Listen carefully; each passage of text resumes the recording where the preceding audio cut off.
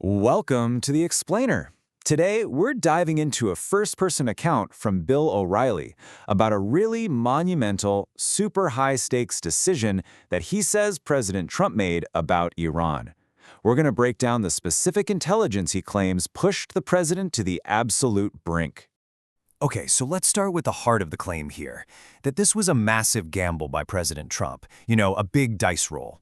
But according to this account, it wasn't just a random shot in the dark. No, it was a calculated move, and it was all based on some very specific intelligence that came together at just the right time. So, what was this intelligence that supposedly triggered such a huge decision? Well, according to O'Reilly, it wasn't just one thing.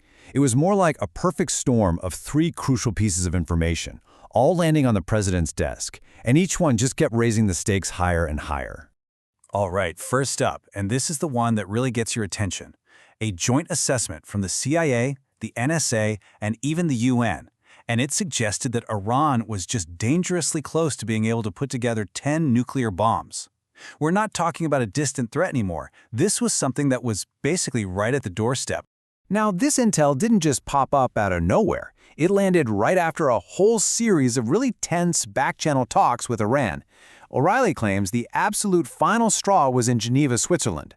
That's when the Iranian foreign minister supposedly just flat-out told U.S. negotiators, "Nope, we are not stopping our nuclear program." Period. In that one moment, the path of diplomacy was basically declared a dead end. And this really shows you the whole picture that was supposedly in front of President Trump.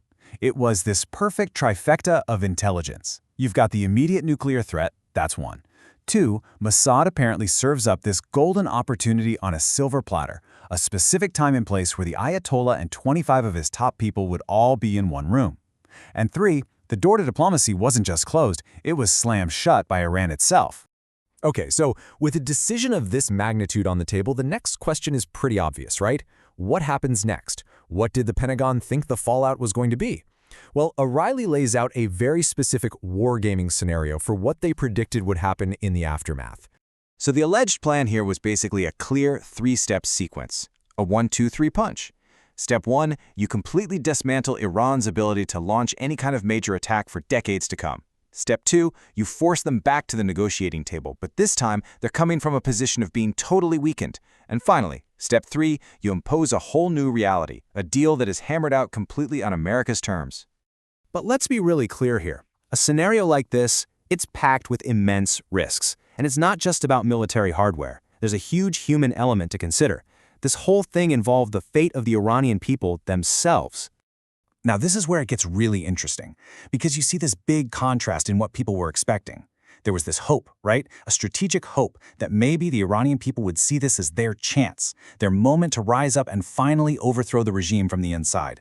But according to O'Reilly's account, the sober, realistic assessment was that, well, that was probably a long shot. And the reason for that pretty grim outlook? The account points to one thing: the sheer brutality of the ruling theocracy.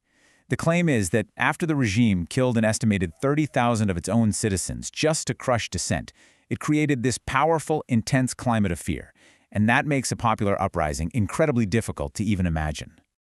So all of this really builds a portrait of the person making the call.